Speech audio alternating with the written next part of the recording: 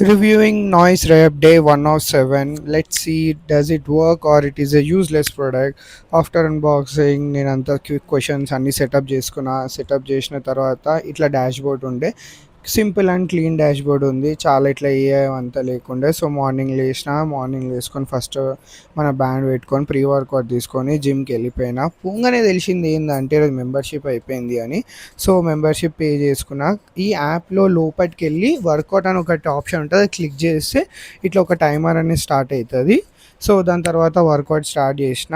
ఇది ఇట్లా మనకి డాష్ బోర్డ్ అట్లా మన హోమ్ స్క్రీన్ మీద వచ్చేస్తుంది. జోన్ 0 నుంచి జోన్ 5 వరకు ఉంటుంది. అంటే మనం ఎంత ఇంటెన్సిటీ చేస్తున్నామో అని. నేను ఫస్ట్ చెస్ట్ ఎక్సర్సైజ్ చేసినాక జోన్ 1 పోయింది, తర్వాత జోన్ 2 లైట్గా ఇట్లా టచ్ అయింది. ఏదో స్పీడోమీటర్ లెక్క ఉంది.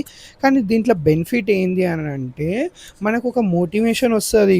అంటే ఇప్పుడు బండి మీద ఇట్లా పోతుంటే కొంచెం స్పీడ్ పెరగాలని అనిపిస్తుంది కదా, ఇట్లా 60, 70, 80 టచ్ కావాలని.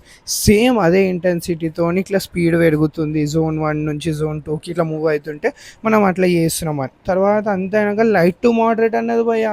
అరే అంత కష్టపడి ఎక్సర్సైజ్ చేసిన లైట్ టు మోడరేట్ అంటే అర్థం చేసుకోవాలి మనం ఎంత ఇంటెన్స్గా వర్కౌట్ చేస్తే అట్లా బాడీ చేంజ్ అవుతుంది.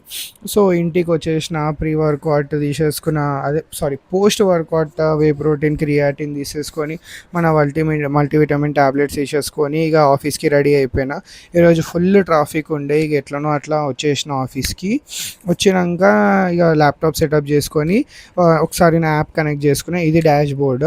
ఇప్పుడైతే నాకు అంత అక్యురసీ అనిపిస్తలేదు, ఓన్లీ 70% వరకు అక్యురసీ అనిపిస్తుంది. అంటే నేను నడవనే లేను, ఆల్రెడీ 3000 స్టెప్స్ అన్నది. ఇక లంచ్ అయిపోయింది, ఇంటికి వచ్చేసిన. మళ్ళీ రాగానే ఒకసారి డాష్ బోర్డ్ చూసుకున్నా. క్విక్ న్యాప్ వేసిన, న్యాప్ కౌంట్ చేసింది.